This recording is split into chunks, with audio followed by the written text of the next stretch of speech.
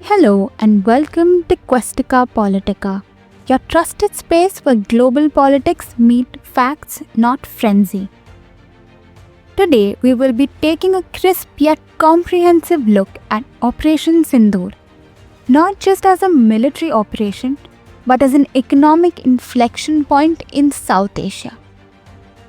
The headlines have been dramatic: surgical strikes, base demolitions, rising nationalism, and strategic posturing.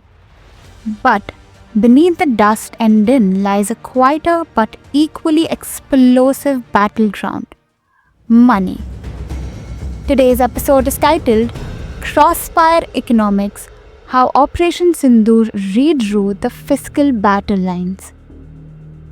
We will be exploring how Pakistan's economy has taken a heavy hit due to the military conflict, and how simultaneously India's defense export sector, particularly with missile systems like BrahMos and Akash, has gained substantial momentum. Let's begin with the genesis of Operation Sindoor. The 2025 Pahalgam attack was a terrorist attack on tourists by 5 armed terrorists near Pahalgam in Indian-administered Jammu and Kashmir, in which 26 civilians were killed on 22nd April 2025. On May 7, 2025, following a series of terror attacks in Jammu and Kashmir, most notably the gruesome incident in Pahalgam, India launched Operation Sindoor. This wasn't a symbolic retaliation. It was a calculated, multi-domain military offensive targeting terrorist infrastructure in Pakistan-occupied Kashmir and along the line of control. According to open-source intelligence and satellite imagery, at least a dozen key military and terror infrastructure sites across Pakistani territory were destroyed or rendered non-functional. These included airstrips, logistics centers, arms depots, and radar systems. India called it a non-escalatory but punitive strike. Pakistan, on the other hand, termed it an act of aggression and vowed retaliation. However, international intervention, most notably from United States and the United Arab Emirates, helped avoid full-scale war. Militarily, opinions vary. Strategically, India has asserted dominance in limited conflict warfare. But financially, this limited war has had disproportionate consequences, especially for Pakistan. Let's now zoom into the economic fallout across the border.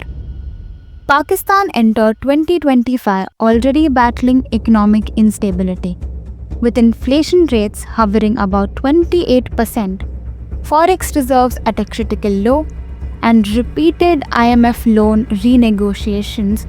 The nation's financial bandwidth was stretched thin. Operation Sindoor worsened the scenario. Within hours of the strikes, the Karachi Stock Exchange lost over 6% of its value, its sharpest one-day fall since the Pulwama-Balakot escalation in 2019. Investor confidence plummeted. The Pakistani rupee weakened against the dollar, further fueling inflation. The indirect costs were even more debilitating. Rebuilding the destroyed 12-plus military installations, some equipped with high-tech radar and surveillance, is expected to cost over $2.5 billion, according to defense analysts. Emergency military expenditure surged. Funds originally allocated for health, education, and urban development were rerouted to defense needs. Pakistan's 2025-26 fiscal budget is now expected to show a 2.1% increase in defense spending, both unplanned and unapproved. Pakistan faced estimated losses of $755 to $947 million. India's expenditure likely included the cost of precision munitions, air operations, and potential satellite intelligence use, possibly ranging from $150 to $300 million, depending on the scale and duration. However, India's gains include strategic dominance, deterrence reinforcement, and enhanced regional credibility. Additionally, minimal aircraft or personnel losses on India's side, as per open source data, suggest a favorable cost to impact ratio.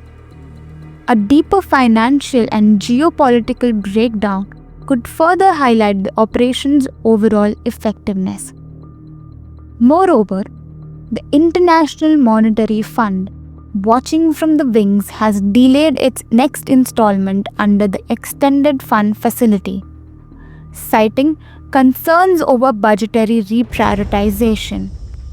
This could trigger a cascade of defaults unless an emergency relief package is negotiated. Apart from the financial struggles, Pakistan faced significant strategic losses on the Indus Waters Treaty front. India, leveraging the post-operation momentum, signaled a more assertive stance on water management under the treaty, particularly focusing on maximizing the use of its allocated share of eastern rivers, Ravi, Base, and Satluj. While India did not abrogate the treaty, it reviewed existing cooperation mechanism, halted regular Indus Commission meetings for a period, and delayed engagement with international arbitration bodies that Pakistan tried to approach. This shift weakened Pakistan's ability to challenge Indian hydroelectric projects on western rivers and eroded its legal and diplomatic leverage in global forums. The psychological impact on Pakistan was considerable. Public statements from Indian officials about potentially altering water flow or diverting surplus from eastern rivers triggered anxiety with Pakistan about future water scarcity. In short, Operation Sindoor was not just a military loss, it became an economic shockwave. A country already struggling to find its fiscal footing was forced to walk a financial tightrope, that too blindfolded. But while one economy dipped, another found surprising lift through defense exports. India, in contrast, used the spotlight of Operation Sindoor to reinforce its image as a responsible military power and a reliable arms supplier. Let's talk numbers. India's defense exports in 2023-24 touched Rupee 21,083 crore, or roughly $2.6 billion, a staggering 32.5% jump from the previous year. And two names have dominated these exports: the BrahMos and the Akash. A product of Indo-Russian collaboration, BrahMos is a supersonic cruise missile that's become India's flag bearer in the global arms market. It has a range of 290 to 450 km, precision targeting, and multiple platform compatibility, land, sea, and air. In 2022, India signed a $375 million deal with the Philippines to supply BrahMos coastal batteries, the largest ever defense export deal for India. India has offered the Akash missile system to UAE as well. Negotiations are reportedly ongoing with Vietnam, Indonesia, and even Saudi Arabia post-Operation Sindoor, as these nations watch India's military capability with renewed interest. As for the Akash missile system, it is a medium-range surface-to-air missile system. Akash has been sold to Armenia under a Rupee 5,000 crore deal. Its performance during Operation Sindoor especially in intercepting retaliatory drone attacks, India's defense industry is also becoming less dependent on imports. With 75% of the Army's needs now met domestically, surplus production capacity is being redirected for export. The Defense Research and Development Organization and private firms like Bharat Forge and L&T Defense are capitalizing on the global rise in defense procurement. Operation Sindoor acted as a live demo proof that Indian systems are efficient and combat-proven. That has changed perceptions, fast-tracked deals, and ironically turned war into a sales pitch. Let's talk about geopolitical and strategic implications. The economic impacts of Operation Sindoor reflect a broader trend: how localized military actions have global economic ripples. India is now positioning itself as a supplier of affordable deterrence, providing developing countries with reliable, cost-effective missile systems. This boosts not only economic gains but diplomatic leverage. Pakistan, meanwhile, faces a dual front: appeasing its military leadership while trying to stabilize its economy. The pressure from international lenders and shrinking fiscal space means its options are increasingly limited. At the same time, both countries are being watched closely by global powers. The US, China, and Russia each have stakes, some in peace, some in arms sales, and some in regional dominance. Operation Sindoor may be over, but its aftershocks are still being measured in trade routes, military doctrines, and investment decisions. So, what did we learn from the economics of Operation Sindoor?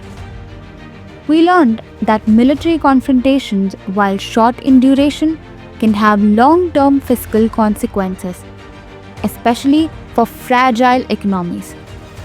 Pakistan, already burdened by structural weaknesses, has seen a further erosion in financial confidence and investor trust. We also saw how India, by showcasing its missile systems under real-world combat conditions, amplified its defense export market. From being a major arms importer to now becoming a respected exporter, India's evolution is being watched and emulated. And finally, we realize that in today's world, war isn't just fought with bullets and bytes, it's fought on balance sheets and in budget allocations. Thank you for tuning in to this episode of Questica Politica. If you found today's analysis insightful, don't forget to subscribe and share. If you have any topic that you would like us to cover, drop it in the comment box. Until then, stay informed, stay sharp, and never stop asking the hard questions. This is Dhruvi signing off.